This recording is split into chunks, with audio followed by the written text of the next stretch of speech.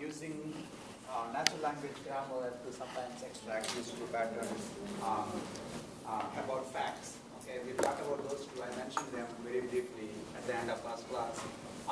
And then actually changed my mind, and I'm actually going to spend most of today's class talking about sequence classification and basically using hidden Markov models to do information extraction.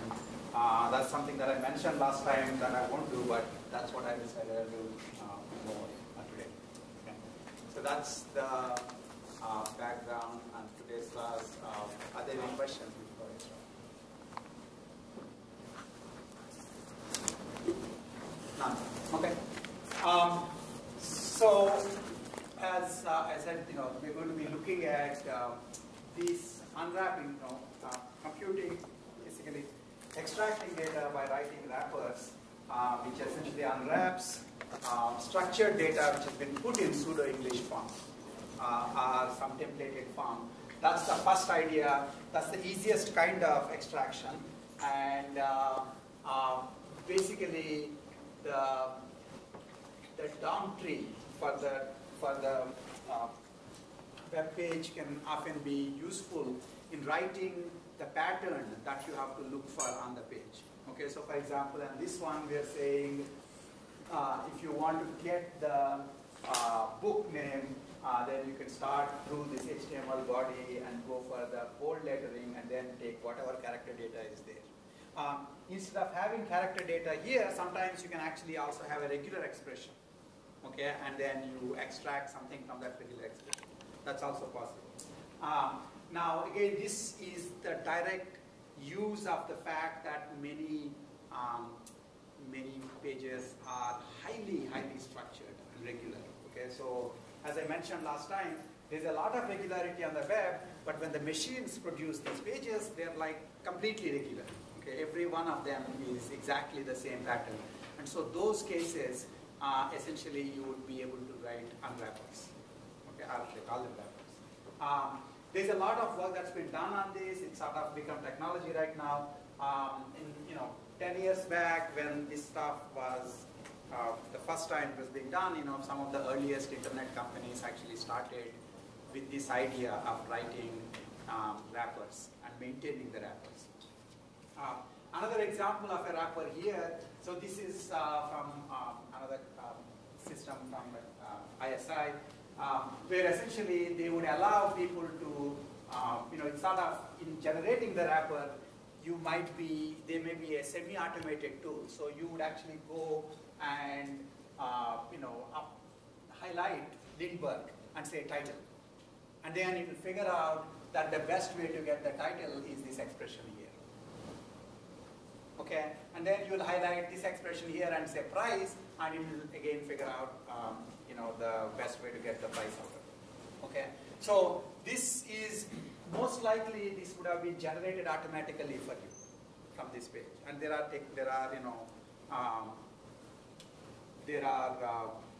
programs available for supporting this kind of thing. Okay. Now, of course, the assumption then is obviously if you rerun this is sort of like macros. You're writing keyboard macros, almost. If you rerun this on this page, clearly you're going to get back the title and price.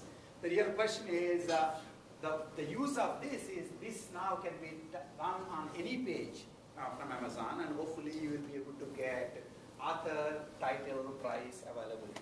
So you just basically extracted an n-ary relation with basically 100% accuracy.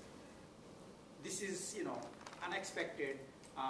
You don't expect that unless, in fact, this is a machine-generated page, which is always using the same exact. So previously, it was really, this is probably what Amazon had in its database, and it generated this for you so that it will be visually pleasing, and then these rules are essentially decoding it back. That's what you're doing. Now, of course, the tricky part, which as I mentioned last time, is if suddenly a little thing changes here. In fact, what may have changed here is the font size may have been reduced. Okay. Notice that, in fact, this rule, even though I'm not particularly interested in the syntax they're using, it uses even things like the font size becomes one more, and then you end. for example. So they're almost looking for the exact pattern that occurred there before and after the title. Okay. Now, of course, if there's a minor change, then then essentially you're going to get junk. Okay. So if you run the same rule on this page now, after that Lindbergh changes slightly, just the display of it changed, you might get author is nil, title is nil, and of course price did not get affected, availability did not get affected. Now the interesting thing, of course, is then that you will be getting a lot of junk data by this, and so you need to maintain wrappers. Okay, not only do you write a wrapper, you need to make sure that the other guy who doesn't owe you anything, because Amazon didn't care that you were screen scraping from them. If they really wanted to help you out, they would have provided API connection to their database. Okay, right now you're doing it without telling them, and so if they change, then you fall down. And so basically you need to so there's a whole ecology for wrappers. You have to essentially generate a wrapper, you have to keep maintaining it. If it starts doing wrong things, then you have to recompute the wrapper. Okay, there are some of these things which can be automated. For example, it's possible that in fact suddenly you start getting very different kind of entities into this column. Then you should be able to realize that they don't seem to belong to the class title. So presumably based on yesterday's extractions, you figured out these are all the examples of class title. Okay, so you can learn a classifier for, given something, is it likely to be a title or not? Like for example, 21.00 is not likely to be a title. Okay, and when you start seeing a whole bunch of entities in this column which are not of that class, as you have learned previously, then you can at least the program can raise an alarm, and then the humans can come into the loop and then redo the wrapper. Yes? Would it be easier to just go back and recrawl the page that you already crawled and see if any of the data is, any of it data? No, but this may not, I don't have to, I'm not even talking about, in this particular case, I would have taken the same exact page, but this could have happened if in fact in a different page about some other book, things have changed. So it's not that I'm recrawling necessarily, in this case, it just so happened that this example is Lindbergh book in both pages, but this could have been the IR book. And it just, the assumption that you have is that once a machine is producing these pages, it will be not just similar, identical in the pattern. And that's what you're exploiting. Okay? When we get to the next part, we'll see that in fact, when people write it, when there are people involved in this, it will never be identical. As I mentioned last time, although most papers have titles on the top and then followed by author name, followed by abstract, there's a huge number of variations in between. Okay? And because of which, when you extract titles of authors like this, you tend to fall flat. And that's where we talk about sequence classification. Okay? So this is, completely using the fact that that the data, the pages are generated with identical schema. Okay. So as I said, in fact, this whole thing happens because you don't have direct access to the source. So if in fact, if you have access to the source, then you probably don't even need to do this screen scraping. You can just have a direct access to the database. In this particular example, we looked at, basically these expressions. These expressions, they're really expressions based on the parse tree of the page, where the parse tree happened to be the down tree, because all pages have the same exact HTML grammar. All these Amazon pages have the same exact HTML grammar. That's what you're exploiting in this case. Okay? So the other interesting question is, well, if you're exploiting grammar, then there is actually grammar for normal natural language too. Okay? And so one idea is, if I give you a sentence, you can essentially do tagging of that sentence and get noun phrases, verb phrases out, for example. And then you can do things like this, which is extracting facts from unstructured text. Not structured, but unstructured text. Okay. So this is what I was mentioning last time. So here you're saying cities such as Boston, Los Angeles, Seattle if you read this, you would like to say that, well, that means that Boston is a city, Los Angeles is a city, Seattle is a city, clearly. Now, what is the pattern here? It's not just for cities, it is like things such as thing 1, thing 2, thing 3. So class, basically, this is the class information, these are the instance information.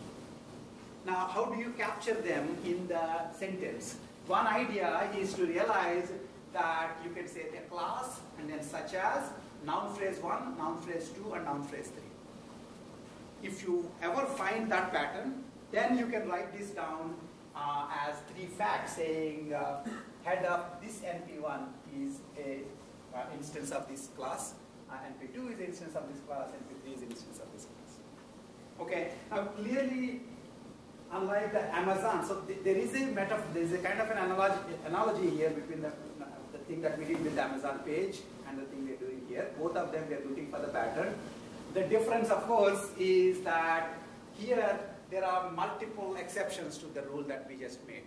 So, for example, if I say I listen to pretty much all music but prefer country such as Garth Brooks, right? And you would actually say Garth Brooks is a country. And that's not a good fact. Okay? So the interesting thing in this kind of scenario is you could write, these are called, I think, hyponyms. There's a name for this.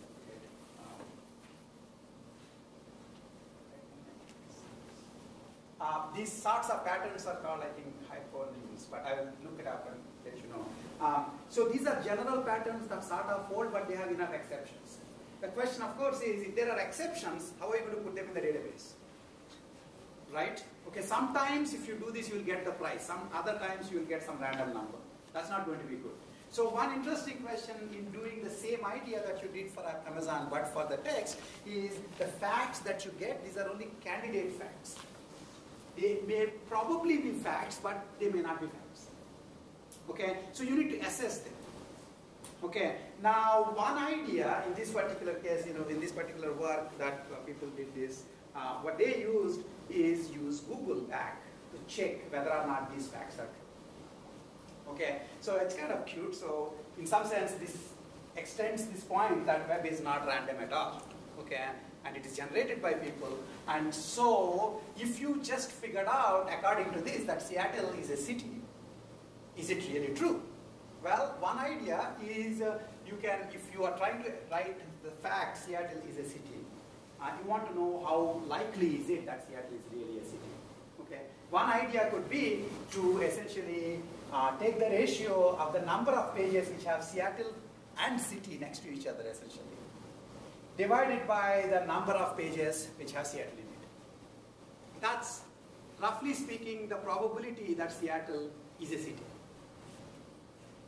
Right? So I'm just using, remember long back I mentioned, this was my water flows upwards versus downward example.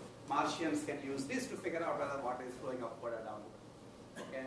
And you also can check what is the spelling in the old days. Now, of course, the spelling is given right away, but the old days, one of my students I mentioned used to check whether it's a good sentence or not by just throwing that sentence at Google. And if it finds enough instances of it in other papers, then it's a good sentence. Okay, so again, you're using the web itself as a way of assessing the veracity of the fact. So notice that the pattern for extraction is based on the grammar, but then once you extract the fact, you're separately evaluating whether or not it's a fact. In the Amazon case, there is no such question. You are not asking yourself, now that I figured out Lindbergh is a title, is it really true that Lindbergh is a title? Is it really true that the author of Lindbergh is somebody else? You just take it for granted.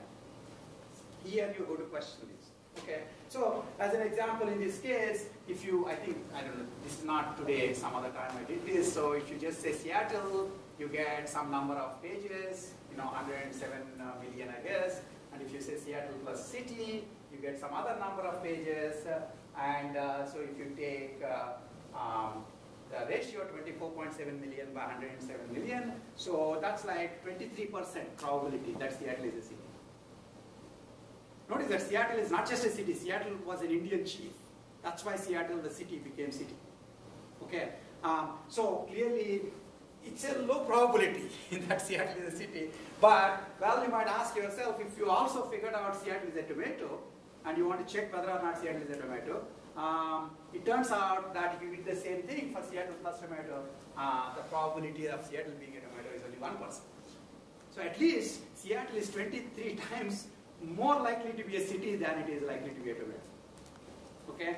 Now the interesting point that this also brings up is when you extract, in general, what you get out of extraction are probabilistic facts. All you can do right now is throw Seattle city 0.23 probability accordingly. You see what I'm saying? And you may put some minimum threshold and say any fact which has a confidence lower than that, I won't even consider it a fact. But essentially, you will never be 100% sure.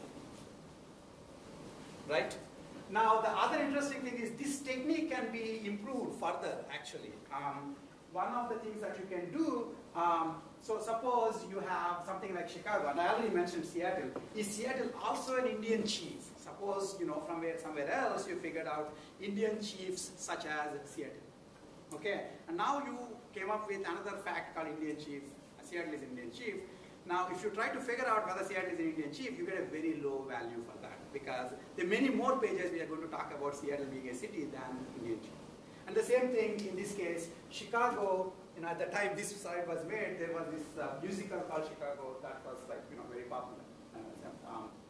And so if you're talking about if you somehow figured out from your extraction that movies such as Chicago, and so you extracted a fact called Chicago is a movie. Now, is it really a movie? Well, it's much more likely to be a city than a movie, and so the sense of cityness dominates the sense of moviness for Chicago. So to actually figure out that it's still possible for it to be a movie when it's not a city, what you need to do is something slightly more sophisticated, just slightly more sophisticated, where you're taking the number of pages which have Chicago and are not about city is the denominator, and among those pages, how many of them are movies? Okay, that will give you a much better assessment of whether Chicago is also a movie than if you just directly did it. Okay, and furthermore, actually, you can also,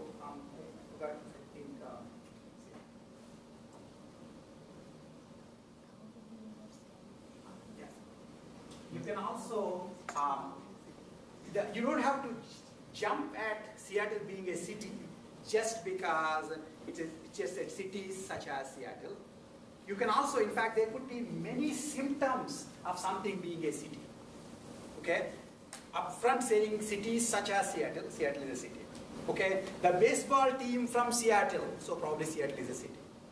Okay? The crime rate in Seattle, probably Seattle is a city.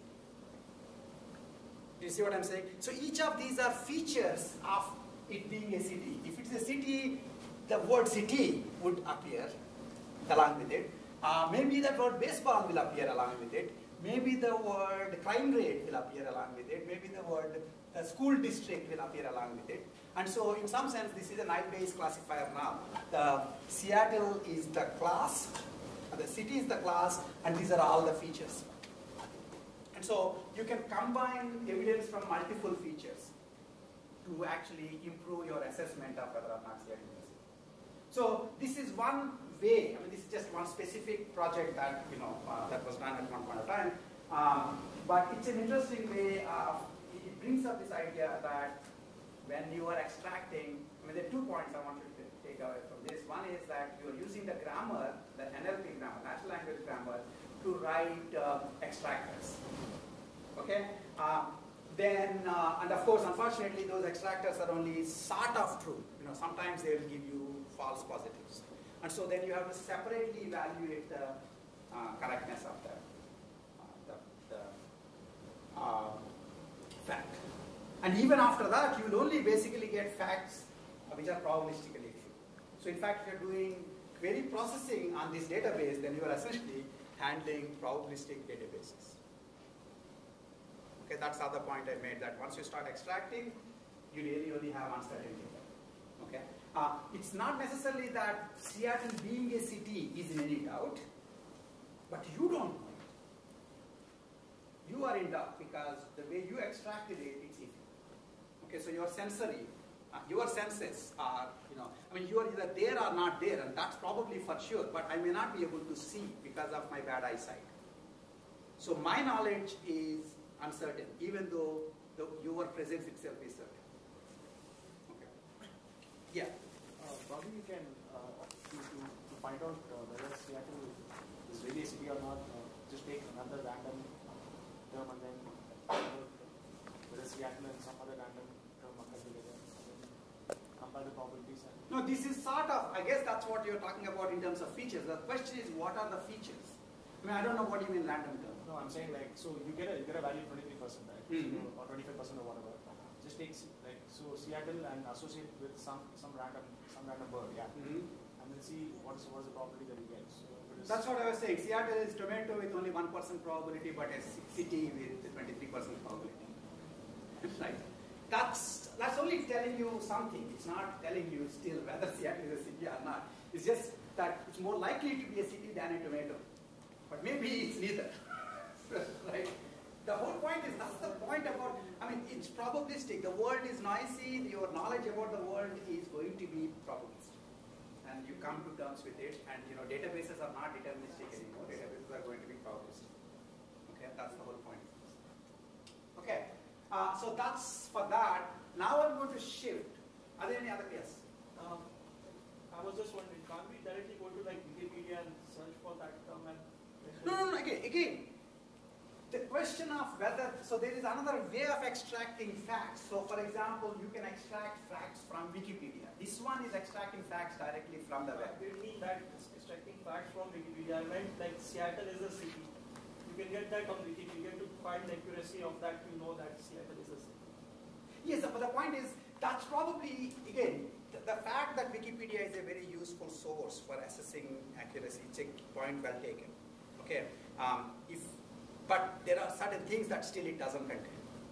Okay, so for example, if I'm trying to extract facts, not common sense facts, let's say, but I'm extracting biological facts, they may not be present in the video. Okay, another way is, so this one is sort of open information extraction. This sort of an idea is allowing you to extract information just from arbitrary text without being, given any guarantees that, this is structured information and that this has been curated by somebody. There are people who have also tried to do extraction of facts from Wikipedia. In particular, if you're doing extraction of facts from Wikipedia, the right thing to do would be to use the info boxes. Okay, that's in fact what I told you in the semantic web part, that whatever that name, I forgot already, the Infopedia, I think. It essentially writes all the facts in the Wikipedia info boxes into RTF form. Now, what's more interesting is there's also research, I mentioned that time, that there's also research which tries to generate Wikipedia info boxes automatically. Okay, so your point is ultimately, why can't I just ask somebody who knows whether Seattle is a city or not, is ultimately what you're saying. So if that is possible, then you don't need to extract. You can just assume that there is some sort of a fact database already. Okay, when that's not possible, that's when you will wind up worrying about extraction. Okay, that's a good question. It's just whether or not you have curated, trusted sources, in which case that's like almost having a universal database that somebody, universal knowledge base of all the knowledge. Okay. So, any other questions? Okay, so what I'm going to do now is basically go back to, remember this picture from last class, where I said here is like a landscape of some extraction models, where sometimes if you're trying to extract entities from a closed set, it's very easy. You just check whether or not a member, and if you're looking for mentions of states in pages, and you want to see how popular is, let's say, Arizona compared to some other state, then this would work, because you can actually talk about, in each page, in each sentence, you're looking to see if the one of the states is mentioned. There are only 50 states, so that's closed. Okay, and as you go forward, this one was already segmented here, and you're trying to classify the segmented information. So Abraham Lincoln, is it a name, or is it a place, or is it something else? Okay. And we also talked about if it's not already segmented, we can consider sliding windows. Okay, so you take some number of words at a time and try to give a classify it, and then slide a little, and again take the window and classify it. And then as you go forward, you come to the sliding windows to boundary models, where essentially both sides of the window are separately changed. And in fact, it's sort of a method that sort of subsumes them is essentially to think in terms of finite state machines. So the idea is that this sentence here really should be thought of in terms of its labels. Okay, so Abraham Lincoln is basically, this one is essentially person, okay, blah blah blah, location. Okay, and now you may know that there is a grammar. Okay, now I'm using the word grammar in multiple instances. There's a grammar for Amazon page. And there is a grammar for the free text that appears on the Amazon page. That's the English grammar. And there is a grammar if I happen to know that all the sentences that I have are about people and the places where they are born. How would those sentences be structured typically? They probably might start with location and then blah blah blah and the person, or person and then blah blah blah location. Okay, so what I'm doing here essentially is a finite state machine where basically the way these sentences are generated, think of the generative model for these sentences. The way these sentences are generated is, here is a finite state machine which is talking, basically the reds are the person name, and the green maybe the person's first name and the last name, and the green essentially is the location, and then this we don't care, we don't want to model it, any other word. And what this is saying is, if you are in the person's first name, you may have some more first name, some more strings about the first name. After that, you tend to go to the last name, and after that last name, you may either go to some junk or directly go to the location.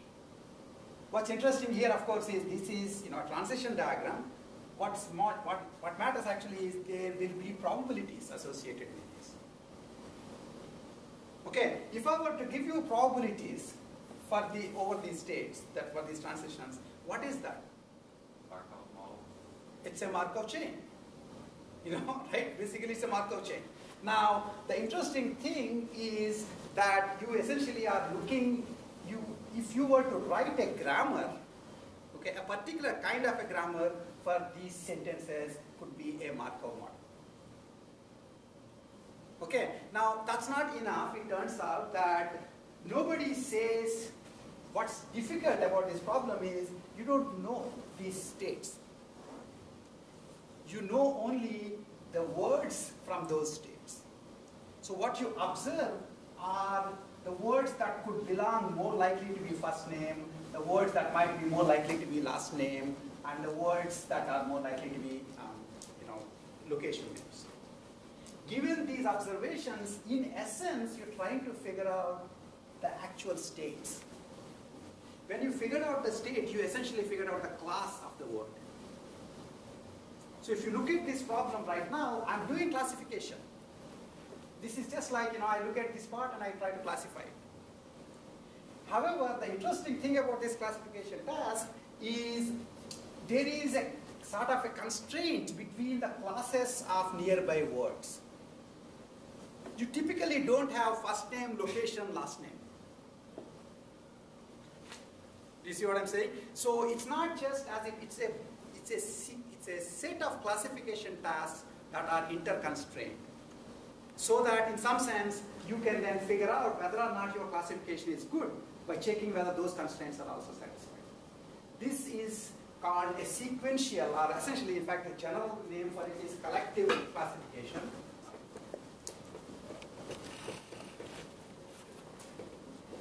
So you have a whole bunch of entities that you're trying to classify, but there is some constraints as to if this guy is class C1, this guy is more likely to be class C1, and this guy is class C2, this guy is less likely to be class C2. Okay, so each entity's label sort of constrains the label of its neighbors. In the collective classification, neighborhood is defined in any which way. Okay, we are specifically considering collective classification in text. Text flows, at least in English, left to right. It's a sequential classification. Okay, so this is basically what we call, what is this particular problem now, extracting. Suppose if I were to extract from this that these two words are a person's name, and this word is a location. I have extracted, information. I have extracted a fact called Kentucky is a location. Abraham Lincoln is a person. I did this not from Amazon's text, but from basically, text written by people, without doing full natural language processing. What I did was I was looking at this Markov model, gave me sort of the grammar for this subpart of the language. Okay, so this is what we're going to look at. So, here's the Markov model, but the Markov model actually, you cannot see these states, so these are hidden states. And what you see instead is the observations from each of the states. So what you have is a hidden Markov model, and I called it HMM fast last time, and a couple of people said, what is it that you're talking about? HMM is hidden Markov model. And we're going to look at a little bit about this. And it's a beautiful model. It's just as interesting, and more significantly more interesting in some sense, than Markov chains, where it's fully observable. Okay? And then you can use, just as Markov chains are used across, all sciences, hidden Markov models are used across all sciences. We are just using them for information extraction. Sequential labeling task in general is used in many, many situations. For example, if you are trying to figure out what somebody just said, and what I heard is noisy phonemes, and did he really say this? Is the first question. But what you're interested in is, like, given these phonemes, what exactly was the word that this person was trying to say? That's in speech recognition. Okay, and basically, this, it's also used in gene identification things, because genes are large sequences of patterns. Okay, so it's a general task, and hidden Markov models, are very useful. We'll just look at them mostly from the hidden, information extraction application. Okay, so again, here is another example. The important thing is this is the finite state model. There are finite number of states, and there is probabilities from going from state to state, and the probability of going out of any state to every other state together has to be 1.0. Right? That's the usual thing. Okay, and then what's interesting, of course, is what's not being shown, and I'll show you examples which will make it much clearer, is you will never see the states themselves. You will see when you are in this state, you are likely to send some observations. But those observations are sent probabilistically. Just because you are in the name state, you don't always send Abraham Lincoln as the name. Right? Some names are going to be used more than others.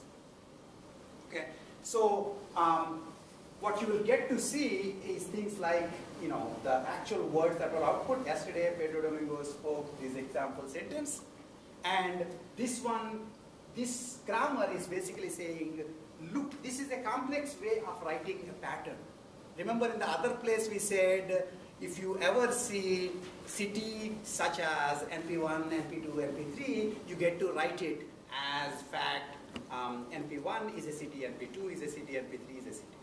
Here, this is a much more interesting grammar. The grammar is essentially this Markov model. And from that, I'm going to be able to simultaneously classify a bunch of words. Okay, if I'm only interested in extracting certain entities, this is the named entity extraction. So for example, I'm interested in extracting all the names of the people from a bunch of text. Then I can use this grammar to figure out, okay, since yesterday Pedro Domingo spoke this example sentence, I might be able to say, first try to, give the states corresponding to this, assuming this is the grammar. What are the most likely states that would correspond to this? And then when you get the states, you know the classes. And whoever gets the right states, that's the name. Okay? Okay, and then in this particular case, notice that you don't really care about everything else. All you care in this case is the person name matters. The rest of the words are just don't care kind of words. Okay. Here, is a Markov model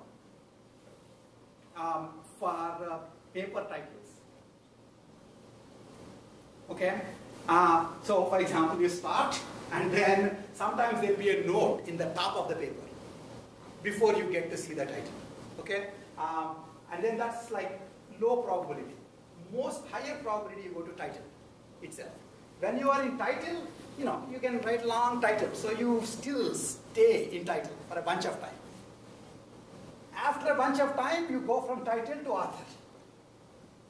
Right? And when you are an author again, especially if you come from the part of the world I come from, you stay in author's name for a bunch of time. There are a large number of words in the author's name. Okay? And then you then get out of that, and then you go to address, you go to date, email, blah, blah, blah. This is a grammar, a probabilistic grammar for how titles are written for papers. Title blocks are written. Similar probabilistic grammars might exist for US postal addresses, the way people write addresses. You see what I'm saying? Now, the interesting thing about it, it's not deterministic. You tend to think that most papers will have title first, then author name, then then basically the address and then the abstract and so on. But there are enough exceptions that if you just take that literally, you're going to get junk as facts. Okay, so you have to, if you do this grammar, one of the questions that you have to have in the back of your mind is, who is sitting there and writing this grammar? Okay, and the answer to that is actually twofold. Who actually came up with the fact that these are the states? That means there's a node state, title state, author state, email state, affiliation state, address state, and so on. And who came up with the probabilities? Okay, it turns out that you have to come up with, the humans have to come up with the states. And there are easy ways, reasonably easy ways to learn the probabilities by learning. Okay, so that's HMM learning. Okay, yes? Did humans come up with the transitions too, or can the probability? Well, the interesting thing is, if they normally are supposed to put the transitions, but if they don't, you can always put all possible transitions, and the ones that have close to zero probability can be removed, and you can retrain the model. Okay, that's a very good question. For those of you who have thought of Bayes networks, who have heard of Bayes networks, how many are there? This is basically all about Bayes networks. HMMs are a dynamic Bayes network. Okay, and basically, when you are learning Bayes network from the data, the question is, did somebody give you the topology and you just have to learn the conditional probability tables? Did you have to also learn the topology? And if you have to learn the topology, that's a much harder learning task than if you just have to learn the probabilities. In this case, actually, it turns out that even if they give the topology, the learning is still hard, because you will never get, the data that you get will typically not be tagged in the learning time. There are two ways you can learn. One is somebody not only gave you the titles, but they actually segmented the titles into the correct states. It will be easier to learn these probabilities from that. More often than not, what you have is unlabeled data. In which case, you essentially are doing hidden variable based network learning. Because some of the variables are not known in the data. Okay? And you have to guess what their value is here. And if the value is that, then you would have to guess what the likelihood of the words are. And then keep doing this repeatedly. In some sense, that's called the expectation maximization algorithm. And the closest you came to for that is k-means, and also that thing that I told you about earlier, where a Naive-Bayes classifier uses additional unlabeled examples and goes through this cycle. Okay, but we'll get back to that, but essentially, suppose I gave you this grammar, okay, then what can I do with it? How does it become useful for extraction? Yes? This also looks like Bayesian. What? This looks like Bayesian. Well, this is basically Markov chain. Right? If somebody is speaking English out of this class, you can say this also looks like IR because I'm speaking English and they're also speaking English. It's just that we're both speaking English. That's all. Okay? It's a Markov chain. That's all. Okay, and you use Markov chain in PageRank, you used it in authorities and hubs, you used it, you are again using it now. That's just a mathematical abstraction. Okay, so actually I will be using an example mostly because I'm stealing Raymond Mooney's slides. I'm going to be using his example to make, to go through some actual illustrations of HMMs. So in that example, I will be talking about part of speech tagging, which I assume was already done in the previous example. In that Seattle example, I assumed part of speech tagging was already done. Okay? It turns out that there are off-the-shelf part of speech taggers. But there's off-the-shelf everything. You don't have to actually use your brains anymore. You just go pick up something and then let people use it. So there's HMM. What we're going to do here is how would those part of speech taggers, how could they work? One way they could work is by HMM. Okay. So basically, here, for example, I have a sentence, and I converted this part of speech tag into the verb, proper noun, determinant, and as I said, and then noun and conjunction, verb, blah blah blah. Okay. So those are the states. Those are the states. Okay. And then I'm trying to figure out what states would have given rise to this sentence, if this sentence was grammatical. That's what you're trying to figure out. That's what part of speech tagging is. So when you're looking at this, think of this also as, I have a bunch of words and I'm trying to say, this is the name, first name, last name, title, and then address. That's equivalent to this problem. I just wind up looking at this problem more, okay, for the example.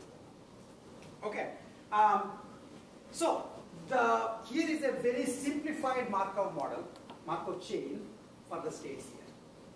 Okay, so generally all I'm saying is that if you already used an article, you're less likely, and after the article, you're very likely to use a noun.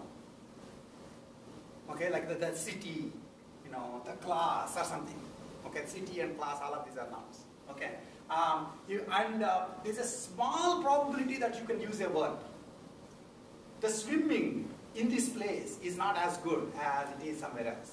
Okay, so there is a small probability in terms of, normally when you hear an article, you expect to hear a noun right after. But sometimes you might hear a verb. And the fact that you heard a verb doesn't mean that you're dead. It's still grammatically possible. And then when you go to verb, from verb you can go, apparently you can end half the time, or other half 0.25 time you go to proper noun, and another 0.25 time you go back to the. So this is interesting. Actually, you can look at this and see, for example, the grammar that this particular fragment is providing. It's a reasonable grammar. It doesn't capture the entire English grammar, but it's a reasonable. Now, if I give you this, then I can ask, what is the likelihood that a sentence will have proper noun followed by verb, followed by determinant, followed by noun? Okay? And that is the joint probability of those happening. And that's basically just start, and you have to go to proper noun, 0.4 times, from proper noun, you must go to verb. If any of those probabilities are 0, you know the rest of the entire probability is 0. So from proper noun, you have to go to verb, that's 0.8, 0.4 times 0.8, times 0.25, times 0.95, times 0.1, 0.0076. That's the likelihood that a sentence, will have this particular part of speech, sequence of part of speech. Okay, that's what you could do with just this. Yes. If you have that grammar right there, and I ask you, what is the most important part of speech in a sentence? Would you go? No, that's because you're thinking of the moment you look at a Markov chain, you want to think of PageRank. So would you go PageRank to do that, right? That doesn't mean anything. I mean, you could do it, but makes sense. I don't know why would it make sense. To me, it's good. Well, and you can use it for that. I mean, and then just use that and nothing else. But that's basically not the only. I mean, so you're basically asking at the what is the steady state probability of finding yourself in this particular state? And that could have some useful application for language understanding, but it's much less likely to be. I mean, there's nothing wrong with it. The question is anybody interested in the answer to that? If you were to go and tell somebody that more often than not you are hanging around in the verb in an English sentence, you know, I mean, you can write one Newsweek article or a Washington Post article saying that, and then that's the end of that. You know, there is no real use for it every day. Okay? Yes. It's kind of a useless answer, but I think for this case it would be sock. It's the same thing. Good point. Okay. Yeah, that's actually a very good point. This one is actually, you know, this is a, you know, yes, with a sync node. It's a Markov chain with a sync node. Okay. So the hidden part comes because essentially you don't get to see the states, you get to see instances of the state. If you are in the articles, you might either say the or a or and. And if you are in noun, God help you, you're going to say any possible noun in the word. And if you are in verb, you're going to use any verb or its ending. Okay, and so on. Okay, so really, this is what you see. This is HMM. This is the most beautiful picture I can give you of HMM. Okay, so here are it's a Markov chain, of course, on these states. But each state is a bucket. When you are in that state, you know, you randomly pick one of those words and output it. And what comes out is the sentence formed by those words. What you're trying to figure out is what states did you go through. Now, notice, for example, I don't know whether this happened here or not. In this case, it did happen. There could be words that can belong to multiple buckets. That's normally the interesting part. I can't actually see in this case. Do you guys see two buckets having the same word? In general, if you see a word in the way this is done, if I see a word, then I know pretty much what the state could have been. The ambiguity comes because the word can come from either this bucket or this bucket. That's normally what happens. In this example, that's not the case. Okay, but you know, what I do see is the outputs of the words that are out. That's the observations. So this will be a generative model now for language. It's a particular form of generative model for the language. Okay, and what it's doing is, you know, I can run this. I start, okay, and then I go to proper noun in this case, because I just basically tossed a coin which comes this with 0.5 probability, this with 0.4 probability, this with 0.1 probability. It just happened to come red. So, I mean, this particular one, so I took this. Now when I go here, then I randomly pick one of these. And then output that. Okay, so John, then having gone here, now the next thing I can go is only the ones that are allowed outputs from here. Okay, so I again consider all the possible ones and then pick one of them randomly, you know, where the choice is based on the probability there. And then I get here, and then I pick one of the words there, John bit, and then I go from there to the, and then apple, and then stop. So I just generated John bit the apple. Okay, this is how the sentence got generated, according to you, according to your model. Now the question that you would be asked to do is, if this is how sentences are generated, what's likely to be John? Is it a proper noun, or a noun, or a verb, or a determinant? Okay? And what is apple, what is big, what is the? That's what you're trying to do. So your assumption is that the language is generated by this model, and I'm giving you a sentence, you're trying to figure out the parts of speech for the language. That's the whole point. Okay? Those are the computational questions that I'm interested in answering with HMMs. Yes? Why do you need the finite state machine for that? Because the language is sequential, so you know the sequence already. No, you don't know the sequence. That's the whole point, right? Here is a sequence, but basically, you know, if you look at okay, if you go back here, right, it's not the case that right after noun you will always go to verb. You can end after noun sometimes. So it's a probabilistic grammar about how the sequence is generated. That's what it is. Okay? So it's a very interesting kind of a grammar. You know, obviously this is not the grammar of the whole English language, right? But this is, if you assume that the grammar, remember we also assumed in certain other places, unigram model of the language. Right? Where each word is just independently picked without caring about the other words. That's what bag of words model is. And if you can live with that, this is way more sophisticated. This actually has some grammar. It's much less sophisticated than the full English grammar. Okay, this is this idea of Chomskyan hierarchy of grammars. You know, this is one of the lower level grammars. It's not even context-free grammar. Okay, but if you assume this, then you are able to at least capture some of the grammatical constraints in which you can then use to extract useful patterns. That's the point. Okay. So this is the formal definition of an HMM. And so essentially it's a Markov chain, okay, over states. But then you never see the states themselves. So there are n plus 2 states where n are the internal states and there's a start state and an end state. Okay? And then you need a state transition matrix. If you are in a particular state, what's the probability that you go to one of the other states? That's one part of the matrix. Okay? That's one of the set of probabilities for this HMM. The other set of parameters for HMM is if you are in a particular state, what is the probability that you will output a particular symbol? Okay, so here essentially I don't need to actually show you the bucket. I just need to say that if you are in proper noun bucket, then the probability that Jerry could be output is 0.000001.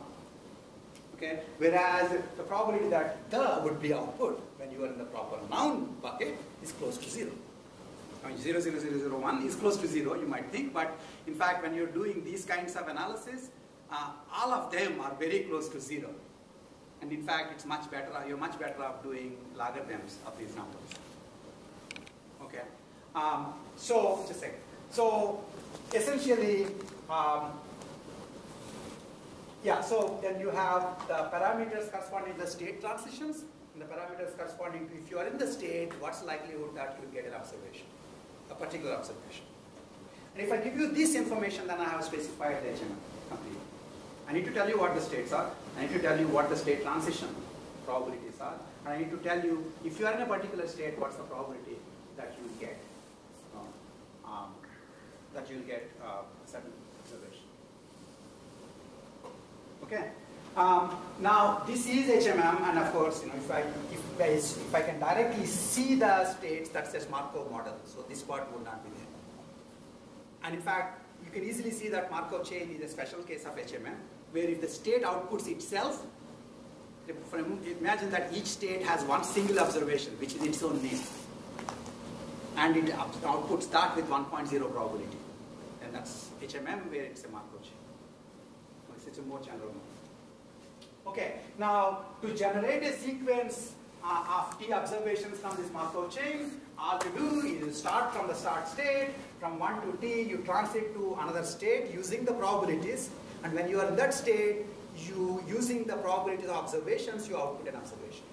So you have a many-sided coin whose probabilities are coming, the outcomes, probabilities are determined by these transition matrices.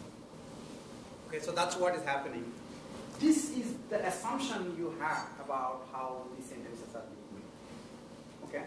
Now, if that is the case, then what are the problems that we are interested in solving? The problems we are interested in solving are 3 problems.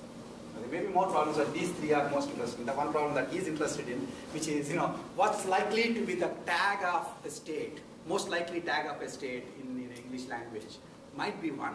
But the ones that we are interested in actually, for information extraction point of view, and it's also true for most HMM applications, is first, given an observation, given a sequence of words, how likely is that sequence of words? Remember, I already computed a sequence of states probability. Given a sequence of states, computing the probability of that sequence of states is very easy, just multiplication of probabilities. But what I typically get is the words, are basically the observations.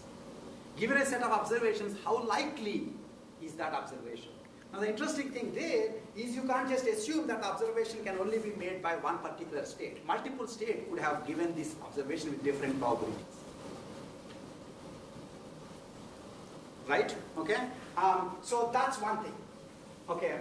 And in fact, it turns out it's also useful in in figuring out if there are two possible grammars that you are considering for this particular task.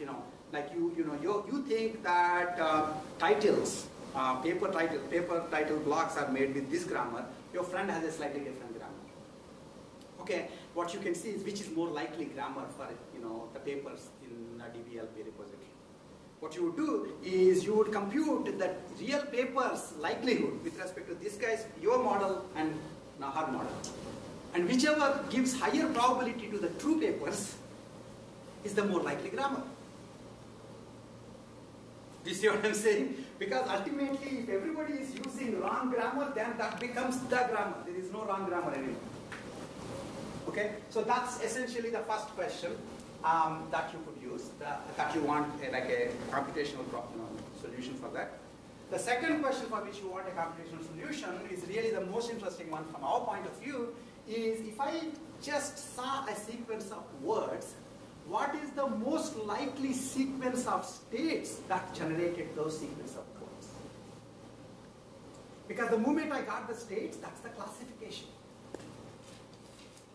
Right? So remember, tomorrow Pedro Domingos is giving a lecture in Bean Hall. Okay? And if I were to say that blah, name, blah, blah, location, then I'm able to extract the location as well as a name from this in one fell swoop. Right? Okay? So this is the most likely state sequence.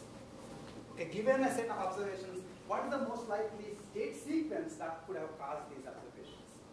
And this is actually a very famous problem, and the algorithm for this, we'll see in a minute, is called the Viterbi decoding algorithm. And how many of you know Viterbi?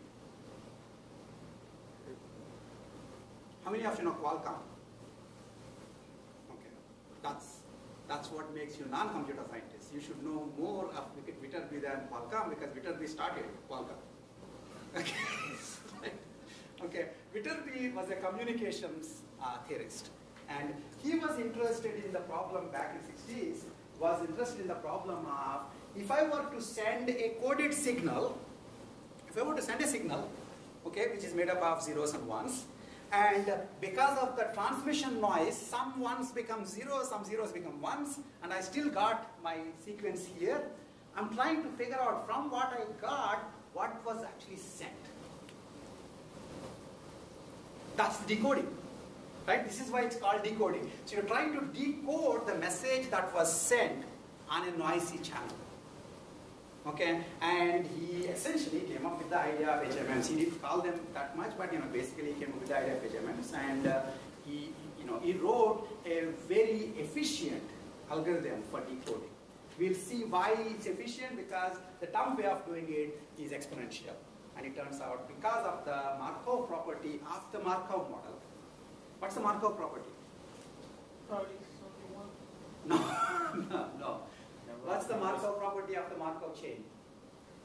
Probability of going to the next state only depends on the current state. Exactly. That's what the Markov property is. The first order Markov means the probability that you go from this state to another state depends only on this state, not on how you got here. Do you see what I'm saying? And so it's like path independent, it's only state dependent. Okay? And because of the Markov property of the Markov chain, you can do much better than the dumb idea that we'll come up with first. Unfortunately, I won't explain to you the smarter idea, but doing the smarter idea makes it only quadratic in the number of states. Okay? And Viterbi came up with it, and he's well known in the literature for Viterbi decoding algorithm. And then he also did, of course, Qualcomm, and he's well known in the financial community and in my class, unfortunately, for starting Qualcomm, not for Viterbi. Okay. He's also, I think, he used to be a professor in USC, and so he just bought the department, and he said Viterbi School of Engineering. He just must have used his change or something, and bought it up. But anyway, the third thing that you are interested in is something that I already mentioned, which is who comes up with these crazy-looking grammars and their numbers. That's the learning part. Okay, and there is essentially the easy method is to assume that training data which has already been tagged is available, in which case it's basically counting numbers, ratios, computing ratios. more realistic thing is I only know the transition diagram, and I don't know actually which, even in the training data, I don't know which word corresponds to what state. Then you need to do essentially something like EM, expectation maximization algorithm, where you guess some probabilities for the states, and then based on that, you compute the probabilities for the observations and keep repeating this, while trying to increase the likelihood of the observation. Okay? That's the thing, and in fact, there's an algorithm called Baum-Welch algorithm, which is well known for that part.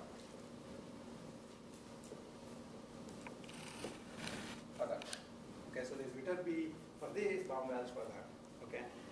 Mostly, I'm going to tell you these are the three problems that are interesting for HMMs, and there are algorithms for doing it. If I had more time, I would try to explain to you those algorithms. To really understand them, essentially, you need a little bit more background in Bayes and problem. But you get a good enough idea of why people like HMMs in information extraction. Anyway, so a little more about these particular problems. So the first one is observation likelihood. So given a sequence of observations O and the model with a set of parameters, HMM model with a set of parameters, what is the probability that this observation was generated by this model? That's what you're trying to compute. Notice that instead of giving observations, if I gave you the states, the sequence of states, this is a trivial problem. This is just multiplication of all the probabilities. Because